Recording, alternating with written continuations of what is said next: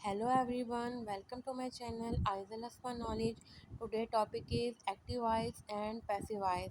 ये जो टॉपिक है ये हमारी ग्रामर पॉइंट ऑफ व्यू से बहुत बहुत बहुत इम्पोर्टेंट है। ठीक है, तो सबसे पहले आप अगर मेरे चैनल पर नए हैं तो मेरे चैनल को सब्सक्राइब जरूर कीजिएगा और बेल आइकन को प्रेस कर दीजिए ताकि मेरी आने वाली तमाम नोटिफिकेशंस जो है वो आपको मिलती रहें।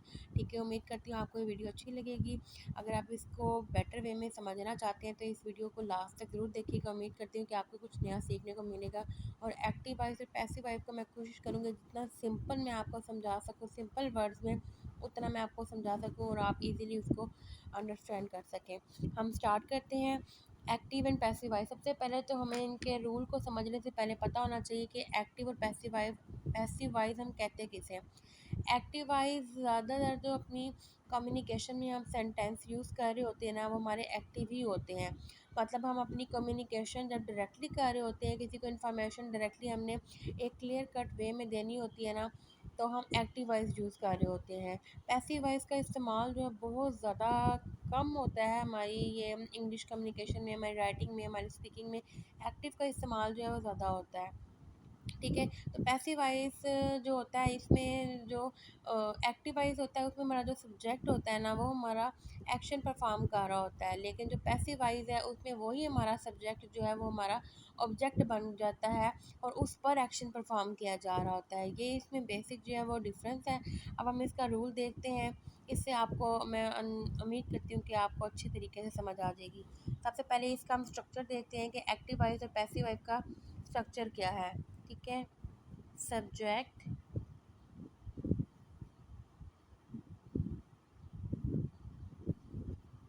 प्लस वर्ब की फर्स्ट फॉर्म प्लस ऑब्जेक्ट। ये जो हमारा स्ट्रक्चर है सेंटेंस का ये हमारा है एक्टिव के लिए, और पैसिव के लिए जो हमारा स्ट्रक्चर है वो इससे उल्ट हो जाएगा। ऑब्जेक्ट हमारा पहले आ जाएगा प्लस जो वर्ब की फर्स्ट फॉर्म है ये हमारी वर्ब की थर्ड फॉर्म में कन्वर्ट हो जाएगी और जो हमारा सब्जेक्ट है ये इधर आ जाएगा। ठीक है, ये इसकी चेंजिंग है कि एक्टिव में जो सब्जेक्ट है पैसिव में वो जाके हमारा ऑब्जेक्ट बन जाएगा और एक्टिव में जो ऑब्जेक्ट है वो हमारा पैसिव में इधर आके सब्जेक्ट बन जाएगा।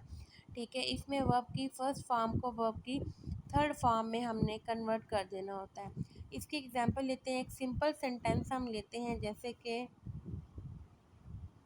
He eats Apple. ये हमारा एक एक्टिव सेंटेंस है। ही ईट्स एप्पल, वो सेब खाता है।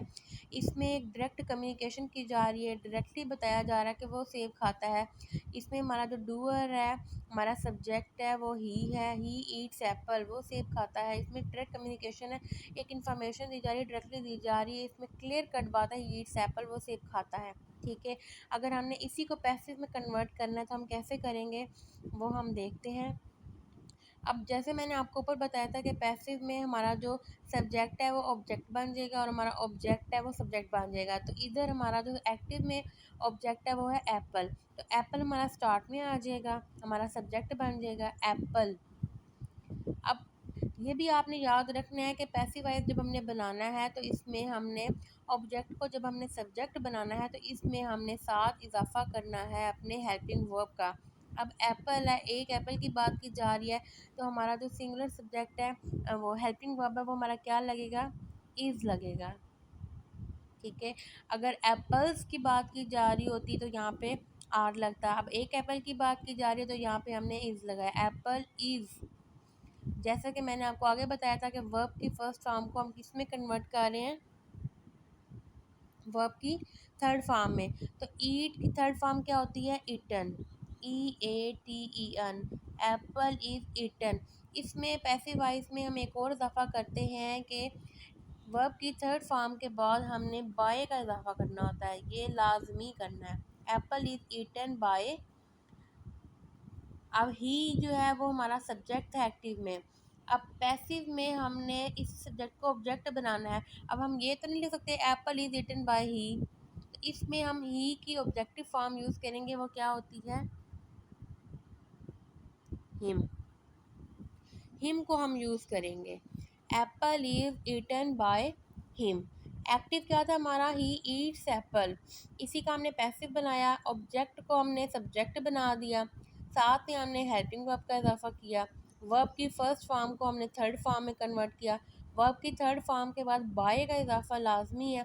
और जो हमारा एक्टिव में सब्जेक्ट था हमारा ही था, इसकी हमने इधर ऑब्जेक्टिव फॉर्म हिम जो है वो हमने राइट कर लिया है। तो ये एक वे है प्रॉपर जिसमें हम एक्टिव को पैसिव में कन्वर्ट करते हैं, लेकिन ज़्यादातर जो हम यूटिलाइज़ करते हैं वो हम अपने एक्टिव सेंटेंस ही राइट करते हैं। चाहे हम ऐसे लिख रहे हो, कोई लेटर लिख रहे हो, कोई स्टोरी लिख रहे हो, कोई बात कर रहे हो, कभी भी हम पैसिव सेंटेंस को प्रेफर नहीं करेंगे, हमेशा एक्टिव को ही प्रेफर करेंगे। ठीक है, तो हम देखते हैं कि हमारे जो जो सब्जेक्ट हैं उनकी ऑब्जेक्टिव फॉर्म क्या है। जैसे कि आई है तो हम इसके लिए मी यूज़ करेंगे, ही के लिए हम हिम यूज़ करेंगे, शी के लिए हम हर यूज़ करेंगे, वी के लिए हम अस यूज़ करेंगे, दे के लिए हम देम यूज़ करेंगे, इट के लिए हम इट ही यूज़ करेंगे। ठीक है, ये थी हमारी सब्जेक्ट की, ठीक है, सिंगुलर सब्जेक्ट की क्या थी, ऑब्जेक्टिव फॉर्म थी, जो कि हम पैसिव वाइज में यूटिलाइज़ करते हैं। इनको हम पैसिव वाइज में यूज़ नहीं कर सकते हैं क्योंकि ये एक प्रॉपर जो है ना वो एक इफेक्ट नहीं दे रही होती, तो इनकी ऑब्जेक्टिव फॉर्म हम यूज़ करते हैं। ये थी आई के लिए मी यूज़ करते हैं, ही के लिए हिम, शी के लिए हर, वी के लिए अस, दे के लिए देम और इट के लिए इट यूज़ करते हैं। उम्मीद करती हूँ कि आपको मेरी ये वीडियो अच्छी लगी होगी, तो प्लीज़ मेरे चैनल को सब्सक्राइब और इस वीडियो को एक लाइक ज़रूर कीजिएगा। अल्लाह हाफिज़।